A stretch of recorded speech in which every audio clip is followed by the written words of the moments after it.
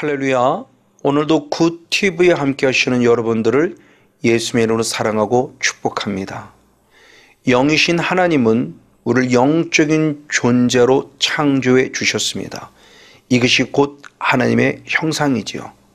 그래서 창세기 1장 27절에 하나님은 자기의 형상, 곧 하나님의 형상대로 사람을 창조하셨다고 말씀하셨고, 그 실제를 창세기 2장 7절에 이루셨으니 하나님은 사람을 흙으로 만드시고 그 코에 생기를 불어넣으셔서 우리를 생영, 살아있는 생명체, 바로 영적인 존재로 만들어 주셨음을 성경 우리에게 가르쳐주고 있습니다. 이에 사도 바울도 고린도전서 15장 45절 말씀에 첫사람 아담은 산영이라 라고 말씀하며 하나님의 형상으로 지음받은 우리의 존재가 영적인 존재가 되었음에 대해서 말씀하고 있다는 사실입니다. 이 하나님은 요한복음 4장 24절에 하나님은 영이시니 라고 말하며 우리 영적인 존재인 우리들에게 예배하는 자를 찾는다고 말씀하며 영과 진리로 예배한다 라고 말씀하고 있습니다. 즉 하나님의 영으로 창조된 우리들에게, 영적인 존재인 우리들에게 원하는 바는 바로 예배였던 것입니다. 그래서 우리가 출애굽기 4장 31절 말씀에 첫 번째 예배의 정의를 살펴볼 때 머리를 숙여 여호와께 경배하였다라는 말씀을 통해서 첫 번째 예배의 의미 가운데 경배라는 의미를 살펴볼 수 있습니다. 이 경배라는 원어는 샤하라는 원어인데, 샤하라는 원어가 갖는 뜻은 절하다라는 뜻을 가지고 있습니다. 이 절을 하기 위해서는 우리가 땅에 바짝 엎드려서 무릎을 꿇고 머리를 숙이는 자세를 요하고 있죠. 이렇게 땅에 엎드려서 무릎을 꿇고 머리를 조아리는 이것은 누군가에게 절하는 자세일 뿐만 아니라 하나님은 우리들에게 회개를 요구할 때도 똑같이 땅에 무릎을 꿇고 엎드려 머리를 숙이는 자세를 필요로 하고 있어요.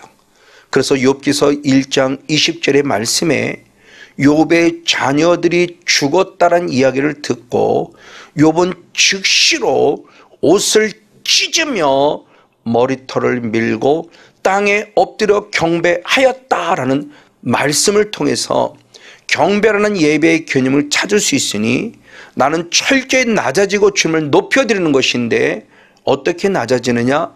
나는 죄인이기 때문에 낮아지고 낮아질 수밖에 없고 예수의 피로 죄 사함 받은 내가 너무나 감사해서 하나님을 높여 찬양하는 예배, 이것이 바로 경배 예배임을 말하고 있습니다.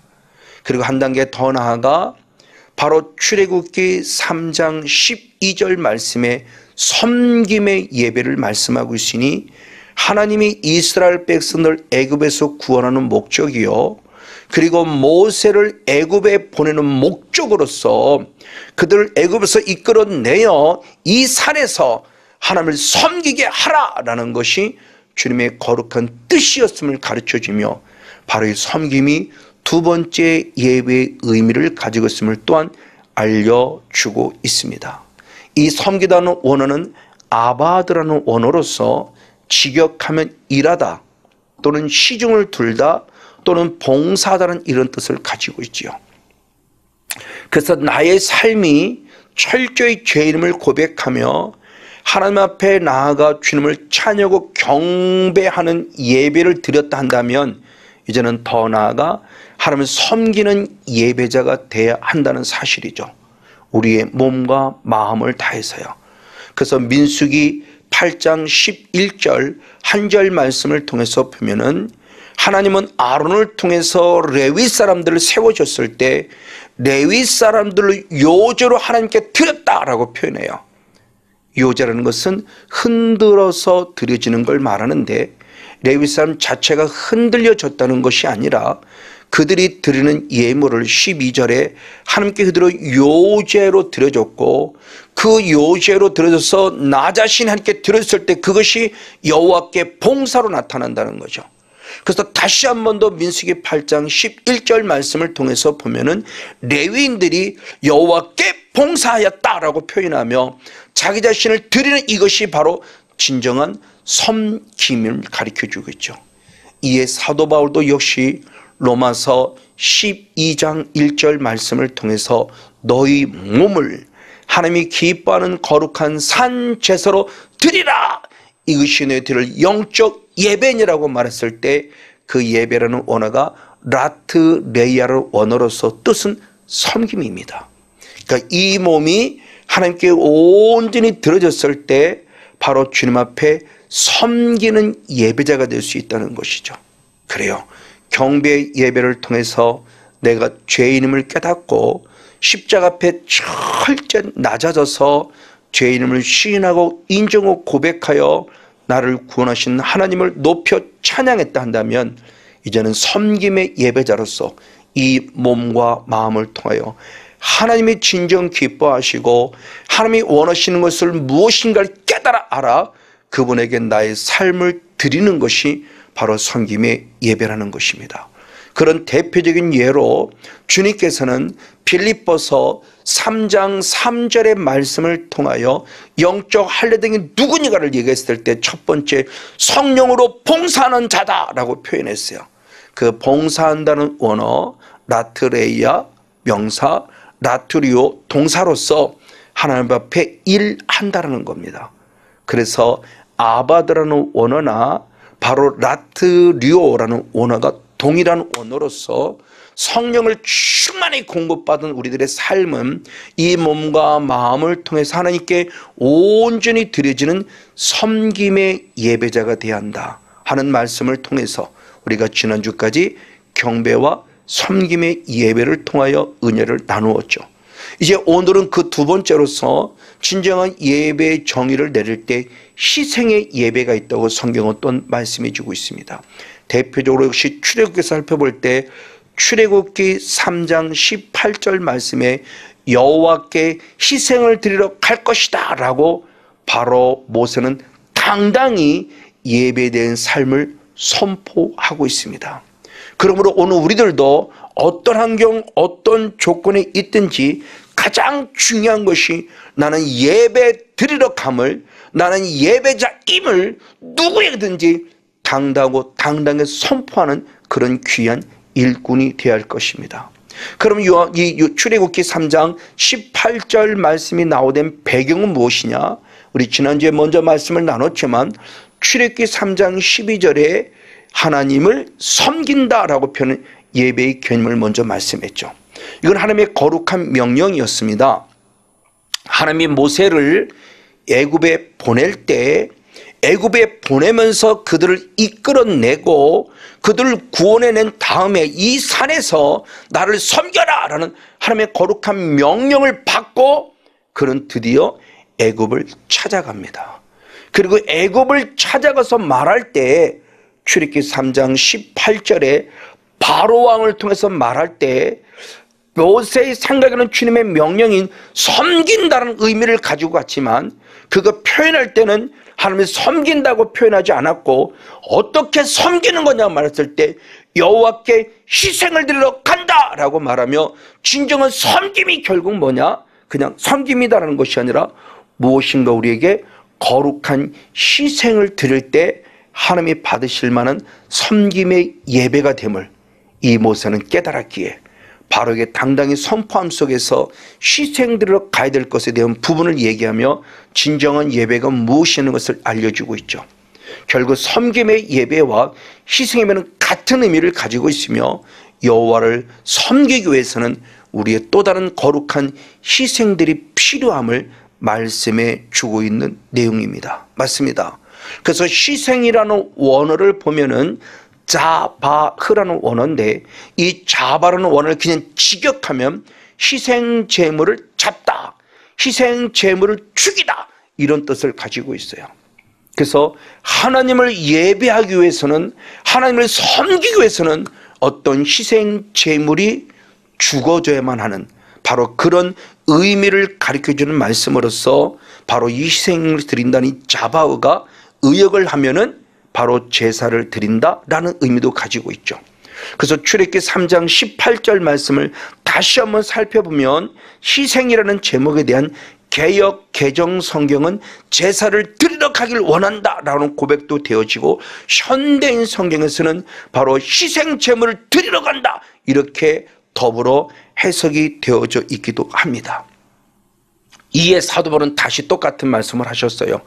앞전에도 말씀을 살펴봤지만 로마서 12장 1절 말씀에 이 몸을 하나님이 기뻐하시는 거룩한 산 제사로 드리라. 거룩한 산 제사로 드리라.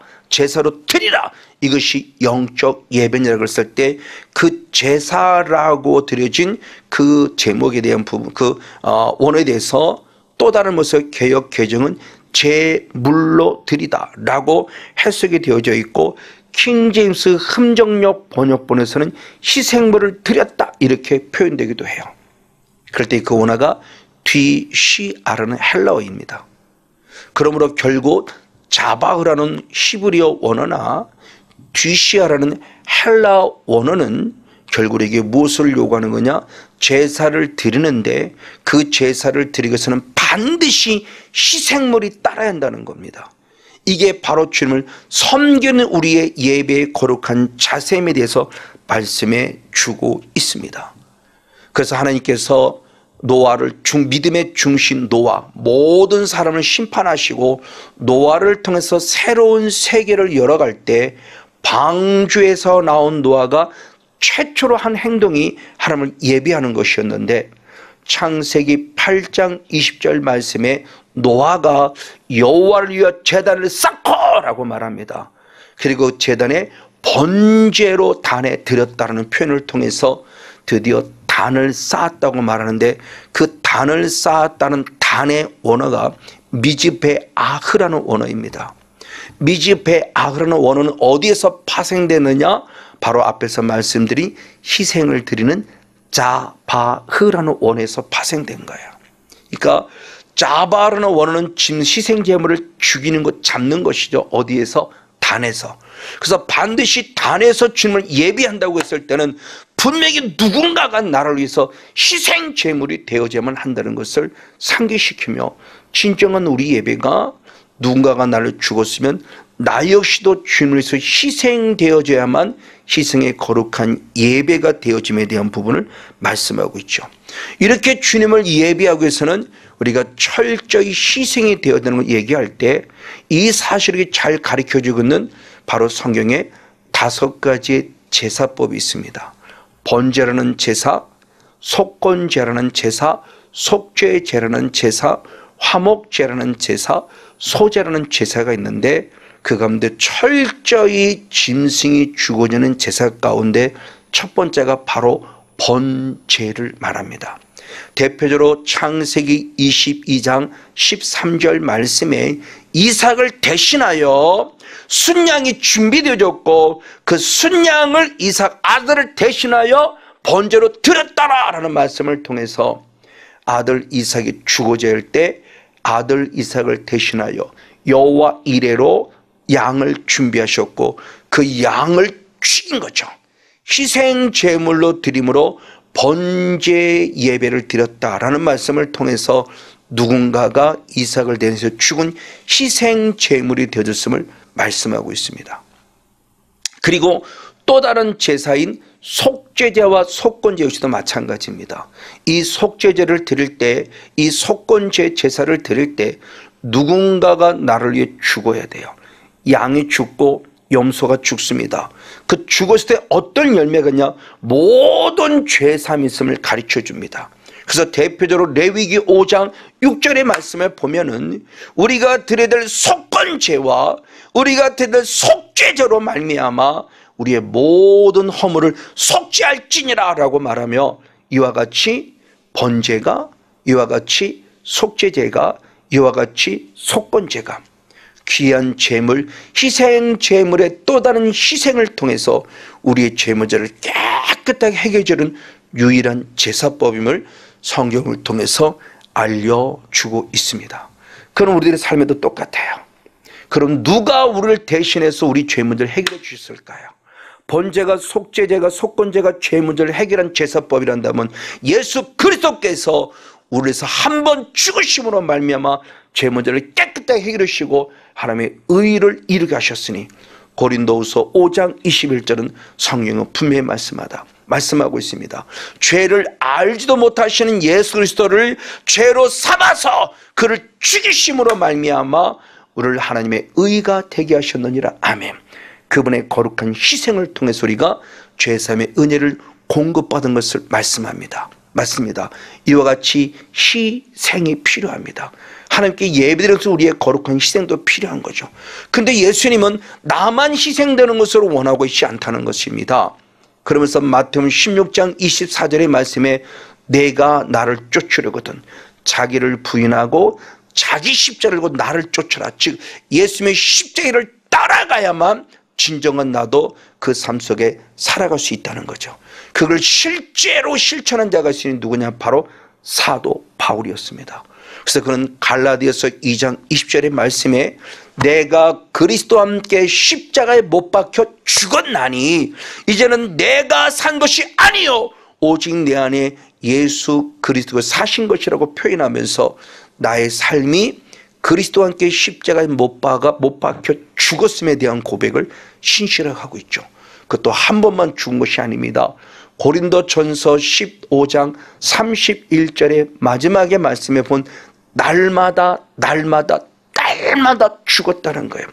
철저한 자기 희생이 주님을 예배함 속에 필요했는데 한 번 죽음으로 끝남이 아니라 날마다 죽었음을 성경이 말씀하고 있다는 겁니다.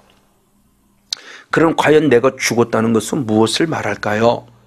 사도 바울 역시 로마서 6장 2절에 말씀할 때 죄에 대해서 죽었다고 표현해요. 죄에 대해서 죽은 내가 어찌 다시 또 죄 가운데 살려라는 고백을 통해서 죽었다는 표현은 결국 죄에 대해서 죽었다는 것을 말씀하고 있습니다. 이 사실을 조금 더 또 다른 각도로 말씀했을 때 역시 로마서 6장 6절 말씀에서는 옛사람이 죽은 것이라고 표현합니다. 예수님과 함께 십자가에 옛사람이 못 박혔다고 말하며 그렇게 옛사람이 죽음으로 말미암아 다시는 죄에게 종로로 타지 아니하려 함이라 라는 말씀을 통해서 죄에 대해서 죽은 우리는 다시는 죄의 종로로 타지 아니하고 완전히 새로워진 삶을 살아간다는 사실을 가르쳐 주고 있는 것이죠. 그래서 사도 바울은 역시 또 다른 각도 속에서 에베소 2장 23절의 말씀에 바로 이 내 안에는 옛사람이 결국 누구냐 그랬을 때 아직도 육체의 욕심을 따라 육체와 마음에 원하는 것을 따라 살아가고는 본질상 진노의 자녀라고 표현하며 내 안에 그런 죄성의 흔적이 본질상 진노의 자식의 죄성이 있는 이 모습이 결국 우리의 옛사람임을 말씀해 주고 있습니다.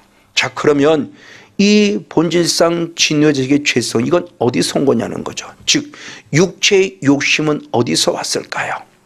사도 요한이 기가 막힌 영적 원리를 알려줬으니 바로 요한일서 2장 16절의 말씀에 세상에 있는 것이니 세상에 있는 것을 사랑하지 말라고 표현했어요. 그럼 세상에는 무엇이냐?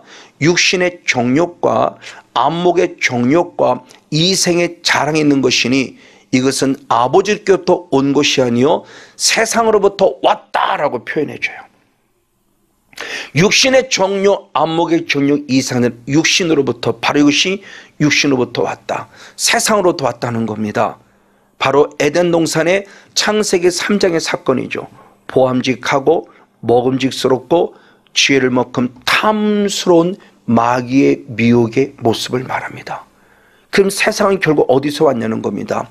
이 사실에 대해서 야고보서 3장 15절은 정확하게 말씀해 주고 있으니 이런 것은 위로부터 내려온 것이 아니요 세상적이고 정욕적이고 마귀적이다 말했을 때 세번역성 이것을 좀 소유격으로 표현하면서 이것은 세상에 속한 것이요 정욕에 속한 것이요 마귀에 속한 것이라고 말하며, 이와 같이 육신의 욕심을 따르는 영성은 세상에 속한 것인데 어디로부터 마귀에 속하여 온 것이라고 변하면서 정확하게 영적 원리를 알렸으니 마귀에 의해서 온 것임을 얘기해 주고 있습니다. 그래서 예수님 역시도 요한복음 12장 31절 말씀에 이 세상 임금이 마지막 때 심판을 받을 것이다 그랬으니, 이 세상 임금이 누구냐? 현대인 성경은 사탄이라고 성경이 분명히 쓰면서 이 세상 임금이 바로 마귀요 사탄임에 대한 부분을 말씀해 주고 있죠. 그러면서 이 세상 임금이 옛사람부터 온 본질상 진노의 자식의 죄성, 그 옛사람을 어떻게 할 것이냐? 에베소 4장 22절의 말씀에 유혹의 욕심을 따라 구습을 쫓는 옛사람을 벗어버리라 라고 표현해요. 그럼 중요하죠. 과연 어떻게 옛사람을 버릴까요? 우리 그동안 저도 그렇고 정말 옛사람 버리려고 나름대로 최선의 노력을 다했는데 아직도 안 버려지더라고요. 옛사람의 고유 성향 그대로 드러나더라고요.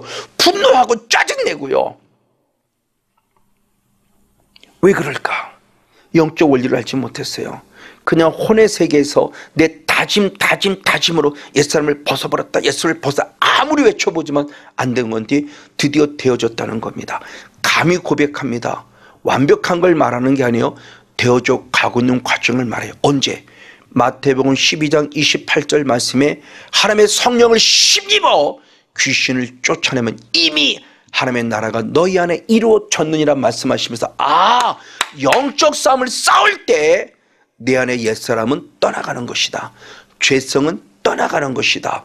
그랬더니 하나님의 나라가 이루어지며 의와 평강과 희락을 누리는구나 사실을 알게 되었다는 것이죠. 맞아요.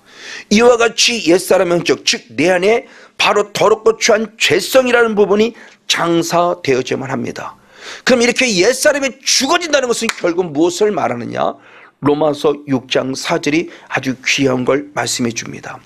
로마서 6장 4절의 말씀에서 우리가 그리스도와 함께 십자에서 죽으셨다. 이것은 결국 뭐냐? 예수님이 십자에 죽으시고 부활하신 것처럼 다시를 되살게 하셔서 새 생명을 얻어 새 생명다운 삶을 살아가게 함이라고 말씀합니다. 단순히 죽었다로 끝남이 아니에요. 죄에 대해서 죽었다, 죄성과 싸워 이겼다, 마귀와 싸워 이겼다는 것은 단순히 마귀가 떠났다라는 끝남이 아니라 이제는 하나님을 더 기쁘게 알기 위한 새 생명의 삶을 살아간다는 사실을 말씀해 주고 있다는 사실이죠. 그래서 다시 주님, 사도 바울은 에베소 4장 바로 24절에 말씀했을 때 하나님을 따라 의와 진리와 거룩함으로 지으심을 받은 새 사람을 입으라 라고 표현했고요. 이 말씀을 똑같은 부분 속에서 골로새서 3장 10절 말씀에서는 하나님의 형상을 따라 지음받은 새 사람으로 되었다라고 표현하면서 하나님의 형상의 회복을 말합니다. 그럼 하나님의 형상은 과연 무엇일까요?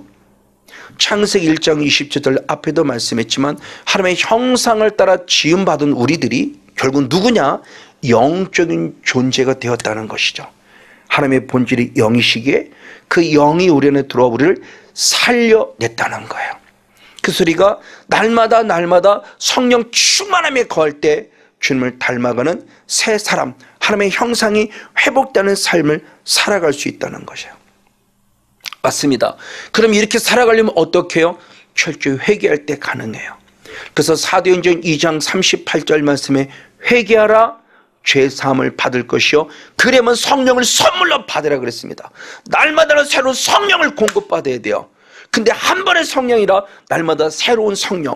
그래서 시편 92편 10절 말씀에서는 신선한 기름을 받으라고 표현하고 있고, 에스겔 36장 26절 말씀에서는 새 영을 너희 속에 두어라. 그래서 부드러운 마음을 가져라 라고 표현하면서 날마다 새 영이 우리 안에 부어질 것을 말해요.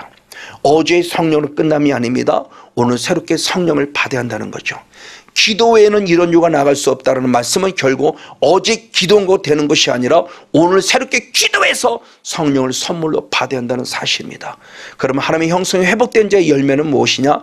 갈라디아 5장 22절 23절의 말씀에 성령의 9가지 열매를 말하고 있죠. 사랑과 희락과 화평과 오래 참음과 자비함과 양선과 충성과 온유와 절제라고 하는 이 부분, 이분이 우리는 말마다 회복돼서 날마다 하나님 앞에 온전히 희생된 헌신의 예배를 드릴 때 헌신만 끝남이 아니라 새로워지는 성령을 공급받고 남은 생에 주를 위해 더 멋지고 복되게 쓰임하는 희생의 예배의 성공자 우리 모두가 되어지기를 예수님의 이름으로 간절히 축복하고 축원을 드립니다.